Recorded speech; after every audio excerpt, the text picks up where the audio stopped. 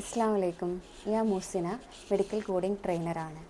So നമ്മളെടുത്ത് ഒരുപാട് പേര് ചോദിക്കാറുണ്ട്, എന്താണ് മെഡിക്കൽ കോഡിംഗ്, ആർക്കൊക്കെ മെഡിക്കൽ കോഡിംഗ് ചെയ്യാൻ പറ്റും. ഇപ്പോൾ അധിക പേരും നോൺ ലൈഫ് ബാക്ക്ഗ്രൗണ്ട് ഉള്ളവരുണ്ടാവാം. അപ്പോൾ അവർ എനിക്ക് ഈ കോഴ്സ് ചെയ്യാൻ പറ്റുമോ, നമ്മളിപ്പോൾ എത്ര റിസൾട്ട് കാണിച്ചു കൊടുത്താലും, ഇപ്പോൾ കോഡേഴ്സ് നോൺ ലൈഫ് ബാക്ക്ഗ്രൗണ്ട് ഉള്ളവർ തന്നെ കോഡറായിട്ട് വർക്ക് ചെയ്യുന്ന എത്ര റിസൾട്ട് കാണിച്ചു കൊടുത്താലും അവർക്ക് സംശയമാണ് എനിക്ക് മെഡിക്കൽ ഫീൽഡിലുള്ള ഒരു കോഴ്സ് ചെയ്യാൻ പറ്റുമോ എന്നുള്ള കാര്യം. സോ നമുക്ക് അവർക്ക് ഒരു ഫ്രീ ആയിട്ടുള്ള ഡെമോ ക്ലാസ് കൊടുക്കാറുണ്ട്. പക്ഷെ പലർക്കും ചിലപ്പം ജോലി കാരണോ ഈ ഒരു ക്ലാസ് അറ്റൻഡ് ചെയ്യാൻ പറ്റാത്തവരുണ്ട്. സോ അവർക്ക് വേണ്ടിയിട്ടുള്ള ഒരു ഡെമോ സെഷനാണ് നമ്മൾ ഈ വീഡിയോയിലൂടെ ഉദ്ദേശിക്കുന്നത്. ഓക്കെ, നമുക്ക് എന്താണ് മെഡിക്കൽ കോഡിംഗ് എന്നുള്ളത് ആദ്യം നോക്കാം. Medical coding is the transformation of healthcare diagnosis, procedures, medical service, and equipments into universally accepted code for the purpose of billing, census, and quality assurance. അതായത് ഒരു പേഷ്യൻറ്റിൻ്റെ മെഡിക്കൽ ഫയൽസിനെ നമ്മൾ യൂണിവേഴ്സലി ആക്സെപ്റ്റഡ് ആയിട്ടുള്ള alpha numerical കോഡ്സിലേക്ക് convert ചെയ്യുന്നതാണ് എന്ത് medical coding എന്ന് പറഞ്ഞത്. ഇപ്പോൾ ഒരു പേഷ്യൻറ്റിൻ്റെ മെഡിക്കൽ ഫയൽ അല്ലെങ്കിൽ ഡോക്യുമെൻറ്റേഷൻ എന്ന് പറയുമ്പം അതിൽ എന്തൊക്കെ കാര്യങ്ങളുണ്ടാവാം, ആ പേഷ്യൻറ്റിനുള്ള അസുഖങ്ങൾ അല്ലെങ്കിൽ ഡയഗ്നോസിസ് ഉണ്ടാവാം. അതുപോലെ ആ പേഷ്യൻസിന് ചെയ്തിരിക്കുന്ന പ്രൊസീജിയേഴ്സ് എന്ന് പറയുമ്പം എന്തെങ്കിലും ലാബ് ടെസ്റ്റുകളാവാം, അല്ലെങ്കിൽ എന്തെങ്കിലും റേഡിയോളജിക്കൽ എക്സ്റേ പോലെയുള്ള റേഡിയോളജിക്കൽ ടെസ്റ്റുകളാവാം, അല്ലെങ്കിൽ ഏതെങ്കിലും സർജറികളാവാം. ഇങ്ങനെയുള്ള പ്രൊസീജിയേഴ്സ് ആവാം. അതുപോലെ തന്നെ ആ പേഷ്യൻറ്റിന് യൂസ് ചെയ്തിരിക്കുന്ന എക്യുപ്മെൻറ്റ്സ് ആവാം. ഇതെല്ലാം നമുക്ക് എന്താക്കി മാറ്റാൻ പറ്റും, ഒരു ആൽഫ ന്യൂമറിക്കൽ കോഡ്സിലേക്ക് കൺവേർട്ട് ചെയ്യാൻ പറ്റും. ഇങ്ങനെ കൺവേർട്ട് ചെയ്യുന്നത് എന്തിനു വേണ്ടിയിട്ടാണ്, നിങ്ങൾക്ക് ഇവിടെ കൊടുത്തിട്ടുണ്ട് അല്ലേ, for the purpose of billing, census and quality assurance. നമ്മൾ ഇമ്പോർട്ടൻ്റ് ആയിട്ട് മെഡിക്കൽ കോഡിംഗ് ചെയ്യുന്നത് ഇൻഷുറൻസ് സെക്ടറിലാണ്. ഇപ്പോൾ ഞാൻ ഒരു എക്സാമ്പിൾ പറയാം. ഒരു പേഷ്യൻ്റ്, ഒരു ഇൻഷുറൻസ് ഒന്നും എടുക്കാത്ത ഒരു പേഷ്യൻ്റാണ് ഒരു ഹോസ്പിറ്റലിൽ പോയിട്ട് സർവീസ് റിസീവ് ചെയ്യുന്നതെങ്കിൽ അവിടെയുള്ള ഡോക്ടറിൻ്റെ അല്ലെങ്കിൽ ആ ഹോസ്പിറ്റലിൻ്റെ പേയ്മെൻറ്റ് കൊടുക്കുന്നത് ആ പേഷ്യൻ്റ് തന്നെ ആയിരിക്കും. എന്നാൽ ഒരു ഇൻഷുറൻസ്, ഏതെങ്കിലും ഒരു ഹെൽത്ത് ഇൻഷുറൻസ് എടുത്ത പേഷ്യൻ്റാണ് ഒരു ഹോസ്പിറ്റലിൽ പോയിട്ട് എന്തെങ്കിലും സർവീസ് റിസീവ് ചെയ്യുന്നതെങ്കിൽ ആ പേഷ്യൻ്റ് അവിടെ എന്ത് കൊടുക്കേണ്ടി വരില്ല, ആ ഡോക്ടർക്കുള്ള പേയ്മെൻറ്റ് കൊടുക്കേണ്ടി വരില്ല. അവിടെ ഇൻഷുറൻസ് കമ്പനി ആയിരിക്കും എന്ത് ചെയ്യുന്നത്, ഡോക്ടറുടെ പേയ്മെൻറ്റ് കൊടുക്കുന്നത്. അപ്പം ഒരു ഇൻഷുറൻസ് കമ്പനി ഒരു പേഷ്യൻറ്റിനെ ചെയ്തിരിക്കുന്ന സർവീസിൻ്റെ പേയ്മെൻറ്റ് ചെയ്യണമെങ്കിൽ ആ പേഷ്യൻറ്റിന് എന്തൊക്കെ സർവീസ് ചെയ്തിട്ടുണ്ടോ അതിനനുസരിച്ചുള്ള പേയ്മെൻ്റ് ആയിരിക്കും ഇൻഷുറൻസ് കമ്പനി കൊടുക്കേണ്ടത്. അതായത് എല്ലാ പേഷ്യൻസിനും ഒരേ പേയ്മെൻ്റ് ആയിരിക്കില്ല ഡോക്ടർക്ക് കമ്പനി കൊടുക്കേണ്ടത്. അപ്പോൾ എന്തായാലും പേഷ്യൻസിന് എന്തൊക്കെ സർവീസുകൾ ചെയ്തു എന്നുള്ള ഡീറ്റെയിൽസ് ആർക്ക് എത്തേണ്ടതുണ്ട്, ഇൻഷുറൻസ് കമ്പനിക്ക് എത്തേണ്ടതുണ്ട്. ഈ ഒരു ഇൻഷുറൻസ് കമ്പനിയിലേക്ക് ഈ പേഷ്യൻറ്റിൻ്റെ ഡീറ്റെയിൽസ് കംപ്ലീറ്റ് ഡോക്യുമെൻ്റ് ആയിട്ട് അയച്ചു കൊടുക്കുന്നതിന് പകരം നമ്മൾ എന്താക്കി അയച്ചു കൊടുക്കാം, ആദ്യം ഈ ഡോക്യുമെൻറ്റേഷനെ അല്ലെങ്കിൽ ആ ഡിസീസിനെയും പ്രൊസീജിയറിനെയും എക്യുപ്മെൻസിനെയും നമ്മൾ കോഡിങ്ങിലേക്ക് മാറ്റും, അല്ലെങ്കിൽ മെഡിക്കൽ കോഡാക്കി മാറ്റും. അപ്പോൾ ഒരു വലിയ ഒരു 3-4 പേജുള്ള ഫയൽസിനെ നമ്മൾ കോഡിങ്ങിലേക്ക് മാറ്റുകയാണെങ്കിൽ ഒരു 4-5 കോഡ് മാത്രമേ ആയിരിക്കും ഉണ്ടാവുക. ആ കോഡ് മാത്രം ഇൻഷുറൻസ് കമ്പനിയിലേക്ക് നമ്മൾ എന്ത് ചെയ്താൽ മതി, അയച്ചു കൊടുത്താൽ മതി. അങ്ങനെ അയച്ചു കൊടുക്കുമ്പം ആ ഇൻഷുറൻസ് കമ്പനിക്ക് കംപ്ലീറ്റ് ഡോക്യുമെൻറ്റേഷൻ വായിച്ച് നോക്കേണ്ട ആവശ്യമില്ല. ഈ കോഡ്സ് മാത്രം വെരിഫൈ ചെയ്താൽ മതി. ഈ കോഡ്സ് മാത്രം നോക്കിയാൽ ഇൻഷുറൻസ് കമ്പനിക്ക് മനസ്സിലാവും അവർക്ക് എന്തൊക്കെ ഡിസീസാണുള്ളത്, ഏതൊക്കെ ട്രീറ്റ്മെൻറ്റ്സുകളാണ് ചെയ്തതെന്നുള്ള കാര്യം. ഒരു ഇൻഷുറൻസ് എടുത്ത പേഷ്യൻറ്റിന് ആ പേഷ്യൻറ്റിനുള്ള പേയ്മെൻറ്റ് ക്ലെയിം ആവണമെങ്കിൽ ഷുവറായിട്ടും അവിടെ ഒരു മെഡിക്കൽ കോഡ് വർക്ക് ചെയ്യുന്ന വേണം. സോ നമ്മളുടെ ഹെൽത്ത് സെക്ടറിലെ ഒരു ഇമ്പോർട്ടൻറ്റ് പാർട്ടാണ്, അല്ലെങ്കിൽ ബില്ലിങ്ങിലെ ഒരു ഇമ്പോർട്ടൻറ്റ് പാർട്ടാണ് എന്ത്, മെഡിക്കൽ കോഡിംഗ് എന്ന് പറയുന്നത്. ഇൻഷുറൻസിൽ മാത്രമല്ല, മെഡിക്കൽ കോഡിംഗ് നമ്മുടെ കംപ്ലീറ്റ് ഹോസ്പിറ്റലിൽ വരികയാണെങ്കിൽ ആ ഹെൽത്ത് സെക്ടറിൽ കുറേ കാര്യങ്ങൾ നമുക്ക് എളുപ്പമാക്കാൻ പറ്റും, കുറച്ചും കൂടി സ്പീഡപ്പ് ചെയ്യാൻ പറ്റും. ഇപ്പോൾ ഫോർ എക്സാമ്പിളായിട്ട് എനിക്ക് എന്തെങ്കിലും സെൻസസ് എടുക്കണം, ഞാൻ ഹോസ്പിറ്റലിൽ പോയി, അല്ലെങ്കിൽ ഞാൻ എന്തെങ്കിലും പ്രോജക്റ്റ് ചെയ്യാണ്, അപ്പോൾ എനിക്ക് ഹോസ്പിറ്റലിൽ പോയിട്ടുള്ള ഡീറ്റെയിൽസ് കളക്ട് ചെയ്യണമെങ്കിൽ ഞാൻ ആ പേഷ്യൻറ്റിൻ്റെ ഓരോ ഫയൽസും എടുത്ത് നോക്കേണ്ടി വരും.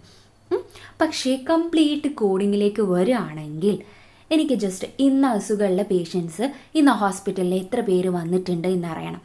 ജസ്റ്റ് കോഡിങ്ങിലേക്ക് വരികയാണെങ്കിൽ ഓൾറെഡി ആ അസുഖത്തിൻ്റെ കോഡ്സ് എനിക്ക് എന്ത് ചെയ്താൽ മതി, സിസ്റ്റത്തിൽ അടിച്ചു നോക്കിയാൽ മതി. കംപ്ലീറ്റ് ഡീറ്റെയിൽസും അല്ലെങ്കിൽ ആ കോഡ്സുള്ള പേഷ്യൻറ്റിൻ്റെ എല്ലാ ഫയൽസും എനിക്ക് എളുപ്പം തന്നെ കിട്ടാൻ പറ്റും. ഇപ്പോൾ ഫോർ എക്സാമ്പിളായിട്ട് ഇവിടെ ഒരു കാര്യം കൊടുത്തിട്ടുണ്ട് അല്ലേ, ഒരു സ്മോക്കിംഗ് പേഷ്യൻസ് എത്ര പേർക്ക് ഹാർട്ട് അറ്റാക്ക് വന്നിട്ടുണ്ട് എന്നുള്ള കാര്യം ഞാനൊരു സ്റ്റഡി നടത്തുകയാണ്. അപ്പോൾ കംപ്ലീറ്റ് എനിക്കെന്താ ഇവിടെ 2 കോഡ്സ് കൊടുത്തിട്ടുണ്ട്, I50.9 F17.210 എന്നുള്ളത്.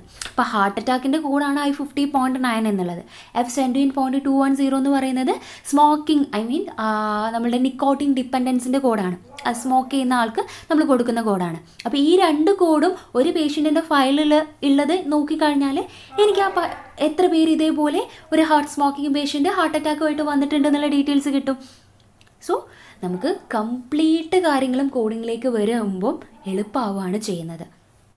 ആർക്കൊക്കെ മെഡിക്കൽ കോഡിങ് ചെയ്യാം? എനി ഡിഗ്രി ഓർ 3 ഇയർ ഡിപ്ലോമയാണ് നമ്മൾ മെഡിക്കൽ കോഡിങ്ങിൻ്റെ ബേസിക് ക്വാളിഫിക്കേഷൻ ആയിട്ട് വരുന്നത്.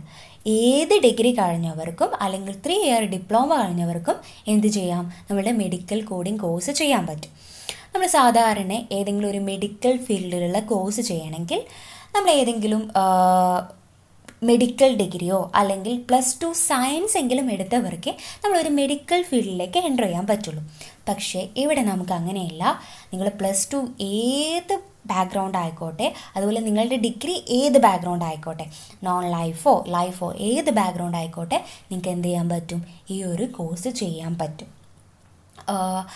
എന്തുകൊണ്ട് നിങ്ങൾക്കത് ഈസി ആയിട്ട് ചെയ്യാൻ പറ്റും എന്നുള്ള സിലബസും കൂടി ഞാൻ ഈ ഒരു വീഡിയോയിൽ നിങ്ങൾക്ക് ഉൾപ്പെടുത്തുന്നുണ്ട്. നോൺ ലൈഫുകാർക്ക് എപ്പോഴും ഡൗട്ടാണ് എനിക്കിത് പഠിച്ചെടുക്കാൻ പറ്റുമോ എന്നുള്ള കാര്യം. സോ എങ്ങനെയാണ് പഠിക്കേണ്ടത്, എന്താണ് ഇതിൽ പഠിക്കാനുണ്ടാവുക എന്നുള്ള കാര്യം കൂടി ഞാൻ നിങ്ങൾക്ക് പറഞ്ഞു തരാം. സോ ഇവിടെ നമ്മുടെ കോഴ്സിൻ്റെ ഡ്യൂറേഷൻ എത്രയാണ് നമുക്കറിയാം. നമ്മൾ ഏത് മെഡിക്കൽ ഫീൽഡിലെ കോഴ്സ് എടുക്കുകയാണെങ്കിലും അധികം ഒരു 2 ഇയർ അല്ലെങ്കിൽ മിനിമം 1 ഇയർ എങ്കിലും നമ്മളുടെ ഏത് മെഡിക്കൽ ഫീൽഡിലെ കോഴ്സും വരുന്നുണ്ട്. പക്ഷേ നിങ്ങൾക്ക് ഇവിടെ ഷോർട്ട് ടേം ആയിട്ട് വരുന്ന കോഴ്സാണ് മെഡിക്കൽ കോഡിങ്. 3 മന്ത് കൊണ്ട് നിങ്ങൾക്ക് കംപ്ലീറ്റ് ചെയ്യാൻ പറ്റും. അതുപോലെ നമ്മൾ ഏത് കോഴ്സ് സെലക്ട് ചെയ്യുമ്പോൾ നമ്മൾ ശ്രദ്ധിക്കേണ്ട ഒരു കാര്യമാണ് അതിൻ്റെ സർട്ടിഫിക്കേഷൻ എന്നുള്ള കാര്യം. ആ സർട്ടിഫിക്കേഷൻ വാലിഡ് ആണോ, നിങ്ങളിപ്പം പുറത്തൊക്കെ പോവുകയാണെങ്കിൽ ആ സർട്ടിഫിക്കേഷൻ നിങ്ങൾക്ക് യൂസ് ചെയ്യാൻ പറ്റുമോ എന്നുള്ള കാര്യം. നമ്മുടെ മെഡിക്കൽ കോഡിങ്ങിൻ്റെ സർട്ടിഫിക്കേഷൻ വരുന്നത് CPC എന്ന് പറയുന്ന സർട്ടിഫൈഡ് പ്രൊഫഷണൽ കോഡർ സർട്ടിഫിക്കേഷനാണ് വരുന്നത്. അത് പ്രൊവൈഡ് ചെയ്യുന്ന ക്രെഡൻഷ്യൽ എന്ന് പറയുന്നത് AAPC ആണ്, American academy of professional coder എന്ന് പറയുന്നത്. ഈ AAPCൻ്റെ അപ്രൂവ്ഡ് സെൻ്ററാണ് കാർഡിയ ഹെൽത്ത് കെയർ സൊല്യൂഷൻ എന്ന് പറയുന്നത്. നിങ്ങളിപ്പോൾ മെഡിക്കൽ കോഡിങ് എവിടെ നിന്ന് ചെയ്യുകയാണെങ്കിലും എപ്പോഴും AAPC അപ്രൂവ്ഡ് ആയിട്ടുള്ള സെൻറ്റർ നോക്കിയിട്ട് കോഴ്സ് ചെയ്യാം. അപ്പം നിങ്ങൾ കോഴ്സ് കംപ്ലീറ്റ് ചെയ്ത് CPC എന്ന് പറയുന്ന എക്സാമും കൂടി ക്ലിയർ ചെയ്യുകയാണെങ്കിൽ നിങ്ങളൊരു സർട്ടിഫൈഡ് മെഡിക്കൽ കോഡറായിട്ട് മാറും. ഈ ഒരു എക്സാമിൻ്റെ ഡീറ്റെയിൽസ് പറയുകയാണെങ്കിൽ ഇതൊരു ഓപ്പൺ ബുക്ക് എക്സാമാണ്. നമ്മൾ 3 മാസം കൊണ്ട് പഠിക്കുന്ന എല്ലാ ബുക്സും നിങ്ങൾ ഓപ്പൺ ചെയ്ത് വെച്ചിട്ടാണ് എന്ത് ചെയ്യുന്നത്, എക്സാം എഴുതുന്നത്. 100 മാർക്കിനായിരിക്കും നിങ്ങൾക്ക് എക്സാം ഉണ്ടാവുക. നിങ്ങൾ അതിൽ 70% സ്കോർ ചെയ്യുകയാണെങ്കിൽ നിങ്ങൾക്ക് എക്സാം പാസ്സാവാം. അതും നിങ്ങളുടെ എക്സാം എന്ന് പറയുന്നത് മൾട്ടിപ്പിൾ ചോയ്സ് എക്സാമാണ്. അതായത് എല്ലാ ക്വസ്റ്റ്യൻസിനും ഓപ്ഷൻസ് ഉണ്ടാവും. സോ നിങ്ങൾ കോഡിങ് എന്ന് പറയുമ്പോൾ ഒരു കോഡും ബൈ ഹാർട്ട് ചെയ്യോ കാര്യങ്ങളോ ഒന്നും വേണ്ട. നിങ്ങൾ ബുക്ക് തുറന്ന് വെച്ചിട്ടാണ് എന്ത് ചെയ്യുന്നത്, എക്സാം എഴുതുന്നത്. അതുപോലെ തന്നെ നിങ്ങളുടെ ഈ സർട്ടിഫിക്കേഷൻ എത്രത്തോളം വാലിഡാണ്. നമുക്കറിയാം നമ്മൾ പ്രൊവൈഡ് ചെയ്യുന്ന സർട്ടിഫിക്കേഷൻ അല്ല, direct AAPC American academy of professional code അമേരിക്കൻ്റെ സർട്ടിഫിക്കറ്റ് ആണ്. അതുകൊണ്ട് തന്നെ ഇവരുടെ കോഴ്സും കാര്യങ്ങളും WHO അപ്രൂവ്ഡ് കോഴ്സുകളാണ്, വേൾഡ് ഹെൽത്ത് ഓർഗനൈസേഷൻ്റെ കോഴ്സുകളാണ്. അപ്പോൾ ഈ ഒരു സർട്ടിഫിക്കേഷൻ വെച്ച് നിങ്ങൾക്ക് വേൾഡിൽ എവിടെയും എന്ത് ചെയ്യാൻ പറ്റും, എക്സാം എഴുതാൻ പറ്റും. അതുപോലെ നിങ്ങളിപ്പോൾ മെഡിക്കൽ കോഡിങ് കഴിഞ്ഞ ഒരാളിപ്പോൾ അബ്രോഡൊക്കെയാണ് പ്ലേസ്മെൻറ്റ് നോക്കുന്നതെങ്കിൽ, അങ്ങനെ പോകാൻ ഉദ്ദേശിക്കുന്ന ഒരാളാണെങ്കിൽ, ഇപ്പോൾ നമ്മൾ അധികം മെഡിക്കൽ ഫീൽഡിലുള്ള കോഴ്സ് കഴിഞ്ഞാലും നമ്മൾ അബ്രോഡ് പോകണമെങ്കിൽ വേറെ എക്സാംസുകൾ അവിടുത്തെ എക്സാമുകൾ നമ്മൾ എഴുതിയെടുക്കേണ്ടി വരും അല്ലേ. ഇപ്പോൾ MOH ഹാദ് പോലെയുള്ള എക്സാമുകൾ എഴുതിയെടുക്കേണ്ടി വരും. പക്ഷേ നിങ്ങൾ മെഡിക്കൽ കോഡിങ് കംപ്ലീറ്റ് ചെയ്ത് നിങ്ങൾ സർട്ടിഫിക്കേഷനും എടുത്തു കഴിഞ്ഞാൽ എക്സ്ട്രാ ഇതുപോലെയുള്ള ഹാദോ MOH ഒന്നും നിങ്ങൾക്ക് ആവശ്യമായിട്ട് വരില്ല. ഓൾറെഡി ഞാൻ പറഞ്ഞു, നമ്മുടെ ഈ കോഡിങ്ങിൻ്റെ സർട്ടിഫിക്കറ്റ് നിങ്ങൾക്ക് എല്ലാ സ്ഥലത്തും വേൾഡ് വൈഡ് അപ്രൂവ്ഡ് ആയിട്ടുള്ള സർട്ടിഫിക്കറ്റാണ്. ആ സർട്ടിഫിക്കറ്റ് വെച്ച് മാത്രം തന്നെ നിങ്ങൾക്ക് എന്ത് ചെയ്യാം, UIയിലോ അല്ലെങ്കിൽ US എന്ത് ചെയ്യാം, പ്ലേസ് ആവാൻ പറ്റും. അതുപോലെ തന്നെ നിങ്ങൾക്ക് ഇപ്പോൾ നമ്മൾ കോഡിങ് കഴിഞ്ഞ് സർട്ടിഫിക്കറ്റും എടുത്തു കഴിഞ്ഞാൽ നമുക്ക് എവിടെയാണ് ജോബ് വരുന്നത്, അല്ലെങ്കിൽ എങ്ങനെയായിരിക്കും നമ്മുടെ ജോബ് വരുന്നത് എന്നുള്ള കാര്യം.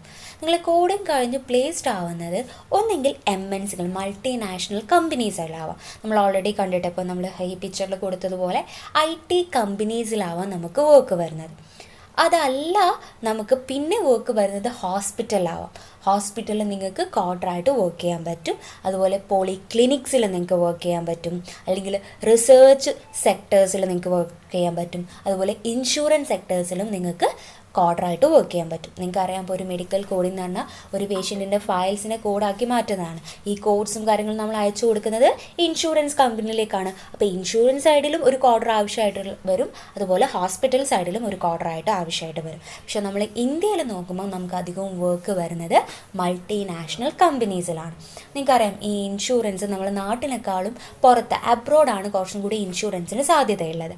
പക്ഷേ അബ്രോഡുള്ള അധിക വർക്കുകൾ ഇപ്പോൾ US-ലെയും UAE-ലെയും ഒക്കെ 70% വർക്കുകളും മെഡിക്കൽ കോഡിൻ്റെ വർക്കുകൾ ഇന്ത്യയിലേക്കാണ് ഔട്ട്സോഴ്സ് ചെയ്യുന്നത്.